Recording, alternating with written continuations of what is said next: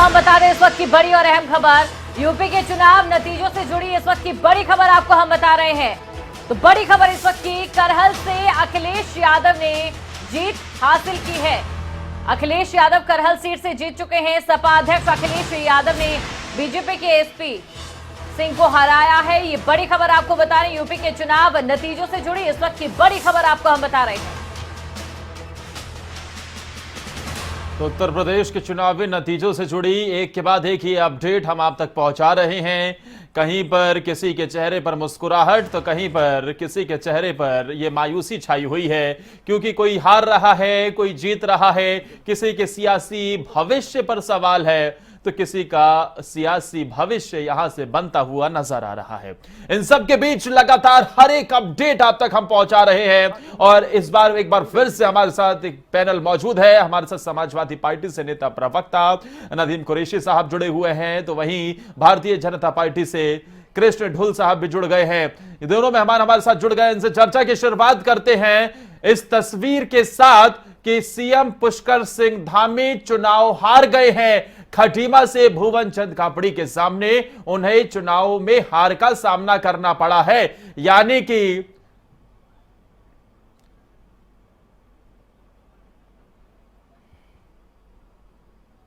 एक तरफ जहां उत्तराखंड में भारतीय जनता पार्टी जीत हासिल करती हुई नजर आई, भारतीय जनता पार्टी को मेजॉरिटी मिल गई है, वहां पर बहुमत मिल गई है। लेकिन इन सब के बाद मुख्यमंत्री पुष्कर सिंह धामी चुनाव हार गए। यानी कि सत्ता में वापसी तो हुई, लेकिन अपने ही इलाके में फायर नहीं बन पाए पुष्कर। हमारे साथ तमाम मेहमान जुड़े हुए हैं, उनसे मैंने आपका परिचय करवाया, लेकिन सबसे पहले शुरुआत नदीम कुरैशी साहब से करना चाहूंगा।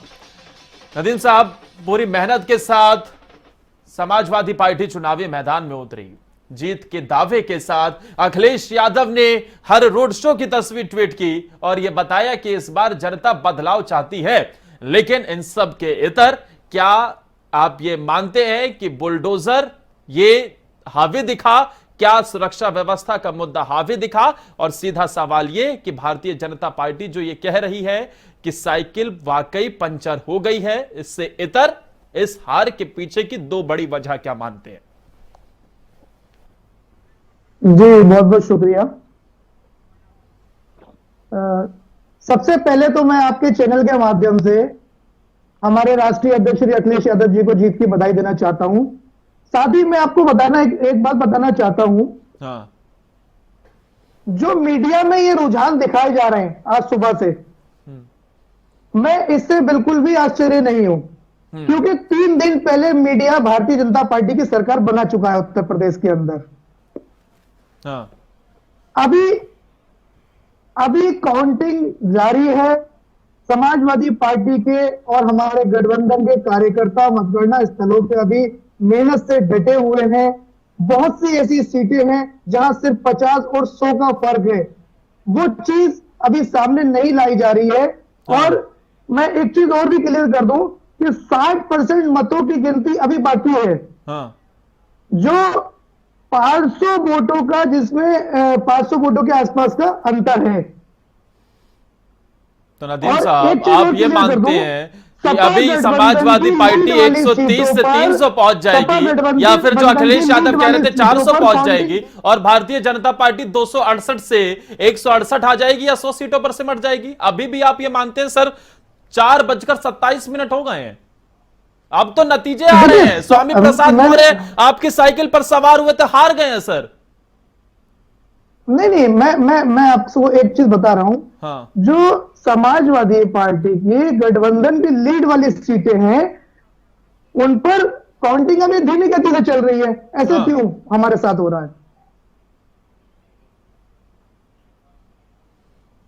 नदीम साहब, आपको जिस तरीके से जो नतीजे निकलकर सामने आ रहे हैं, उसको लेकर अखिलेश यादव ने पहले ही स्थिति साफ कर दी थी कि भाई ये लोकतंत्र का आखिरी चुनाव होगा, इस तरीके की बातें भी उन्होंने कह दी थी। लेकिन उनके चेहरे की रंगत सब ये बता रही थी कि जो नतीजे आ रहे हैं उसको लेकर कहीं ना कहीं वो चिंतित हैं। और नदीम साहब, बेहतर होता कि शायद इस हार की तरफ जो आपकी पार्टी आगे बढ़ रही है उसको स्वीकार करते हुए, जनता के फैसले का सम्मान करते हुए आप अपनी बात को आगे बढ़ाते। लेकिन एक बार फिर से आपने कई सवाल खड़े कर दिए हैं। ढोल साहब, मुकाबला अभी भी टाइट है क्या, जो नदीम जी कह रहे हैं कि अभी ये पूरा का पूरा मुकाबला पलटी देंगे? देखिए आदर्श भाई, जिस प्रकार से भारतीय जनता पार्टी का कार्यकर्ता एक सोच करके आगे बढ़ता है कि जीत में मस्त हुए नहीं, हार कर पस्त हुए नहीं, उसी सिद्धांत पर चलते हुए आज जो जनादेश आ रहा है उसको हम हृदय से स्वीकार करते हैं। और निश्चित तौर पर जिस प्रकार से खबरें अभी तक ने पहले जो प्रेडिक्शन दी थी उसी के अनुसार आज परिणाम भी आ रहे हैं। तो खबरें अभी तक की टीम को, सर्वे वाली टीम को, उनको भी बधाई और साधुवाद कि कम से कम वो सच्चाई और निष्पक्षता के साथ खड़े रह करके वो एक अपना निर्णय या सर्वे करवाते हैं। और रही नदीम जी की बात, तो ये तय है कि साइकिल और बुलडोजर में तो साइकिल स्लो चलेगी और बुलडोजर जो है वो विनाश की तरफ ना चल करके विकास की तरफ चलेगा। और जो जनता ने हमें पहले से ही, भारतीय जनता पार्टी का कार्यकर्ता लगा हुआ था ये सोच करके कि ये जो देश के विकास की बात हम करते हैं, चाहे वो हाईवेज है, चाहे वो हमने हॉस्पिटल्स हैं, चाहे वो 20 करोड़ लोगों को हमने इंजेक्शन लगाया कोरोना का, या कोरोना महामारी में हम लोगों ने लोगों के लिए भोजन मुहैया करवाने की बात है, पार्टी से लेकर के सरकार तक, ठीक है, सब चीजों को जनता ने आज स्वीकार कर लिया है और हमारी नीतियों पर जनता ने मोहर लगाई। ढोल साहब छोटा सा जवाब दीजिएगा, इस जीत का श्रेय किसे देते हैं? प्रदेश के जनादेश, देश और प्रदेश के जनादेश को, केंद्र की नीतियों को, प्रदेश की सरकार की नीतियों को, जो केंद्र की नीतियों को उन्होंने अमली जामा पहनाया। और 5 राज्यों में जो चुनाव हुए उसमें हम कहीं भी नहीं हारे। अगर आप देखेंगे तो हमने हर जगह पर जीत स्वीकार की है, जीत को हमने अपने गले से लगाया है, कार्यकर्ताओं का मान सम्मान किया है, प्रदेश पे नीतियों को लागू किया है, भ्रष्टाचार को खत्म किया है। और जहां तक झगड़ा मचा हुआ था लखीमपुर खीरी का, आप देखिए कि वहां की 8 सीटें हम जीते हैं। तो मैं ये कहना चाहता हूं, चाहे वो किसान आंदोलन का प्रभाव था पश्चिम।